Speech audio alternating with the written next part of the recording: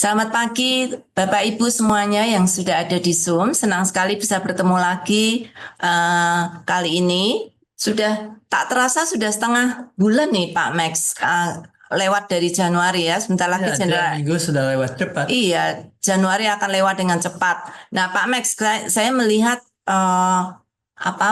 perkembangan AI begitu cepat. Bahkan setelah Desember kemarin dan sekarang semakin cepat lagi.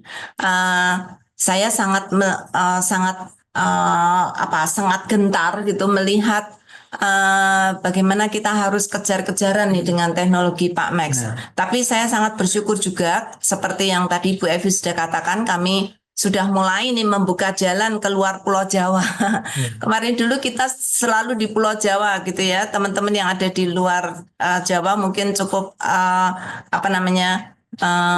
cukup ngiri gitu ya melihat karena kami banyak sekali melayani di Pulau Jawa. Tapi sudah membuka jalan Pak. Januari, bukan hanya Januari, tapi 2025 ini kita ingin bisa menjangkau tempat-tempat yang lain juga. Sesuai dengan visi kita nih Pak, AI sebangsa. Jadi kami ingin memperkenalkan AI, bagaimana AI bisa menjadi alat yang bisa dipakai untuk memajukan pelayanan gereja dan lain-lain supaya terjadi akselerasi dan transformasi pelayanan di tahun 2025. Gimana menurut Pak Max? Saya masih ingat 2 minggu yang lalu waktu mau ngomong tentang AI dan tahun 2025 tahun ini, dan daripada itu satu kesimpulan, tak hanya perkembangan tapi kesempatan yang akan ada, perubahan yang ada, dan sadar wah berapa besar tugas yang ada di depan mata dan kesempatannya. Dan kalau saya coba mikir AI sebangsa, kemarin saya bertemu dengan satu orang daripada pimpinan yang NVIDIA, dan dia sedang memikirkan bagaimana untuk industri, untuk bisnis, untuk customers, untuk universitas, mereka bisa mulai tak hanya mengadopsi AI, tetapi bagaimana itu akan mengubah bisnis proses dan cara kerjanya. Dan dari diskusi itu saya lagi diyakinkan masa depan tak hanya digital, tetapi itu AI. Dan ini saat untuk mikir tidak hanya tahun 2025. 2 minggu yang lalu hanya mikir 1 tahun depan, 1 tahun ini, yang sudah sini.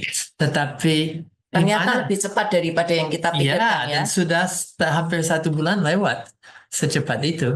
Tapi bagaimana mikir untuk jangka yang lebih panjang? Bagaimana mikir untuk 1, 2, 5, 10, 20 tahun di depan? Dan tujuan untuk mikir AI sebangsa itu tidak hanya dari sisi dunia sekuler, tetapi apa implikasi, apa arti, dan apa respons daripada kita. So, karena waktu mungkin itu akan baik untuk lanjut. Silakan Pak Max. Pak Max sudah menyiapkan beberapa materi untuk disampaikan pada saudara. Saya berharap Bapak Ibu bukan hanya melihat ya, tetapi sambil melihat, sambil memikirkan daerah masing-masing. Bagaimana ini akan memberi dampak bagi pelayanan gereja atau pelayanan Bapak Ibu di tempat, di lokasi di mana Bapak Ibu sekarang ini berada.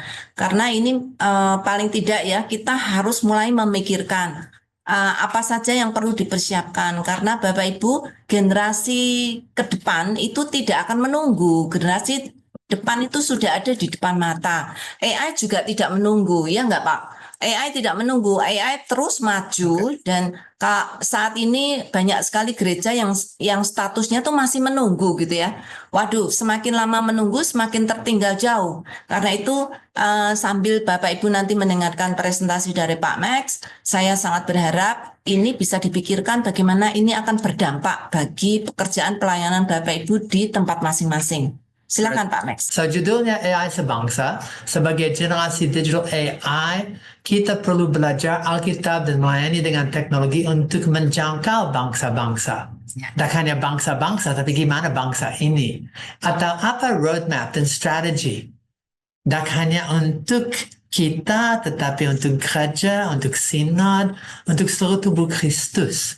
dan mau belajar bersama untuk memikirkan tentang masa depan. Pada agenda hari ini akan lihat 3 pertanyaan dasar. Mengapa dan apa motivasi hati dari sabda, dan lebih lagi mengapa ini dibikin untuk bisa belajar bersama, dan satu contoh yang tak hanya nyata tapi punya kepentingan untuk setiap orang yang sedang dengar hari ini. Setelah itu akan lihat situasi Indonesia saat ini seperti apa, karena kunci untuk bisa ke satu tujuan atau satu arah harus tahu mulai dari mana. Ya. Saya lihat tak hanya situasi, tapi dalamnya kebutuhan apa, tantangan apa, dan saya percaya di situ kesempatan akan mulai untuk bergumul satu roadmap untuk masa depan. Dan daripada itu akan lihat 5 pilar, 5 fondasi.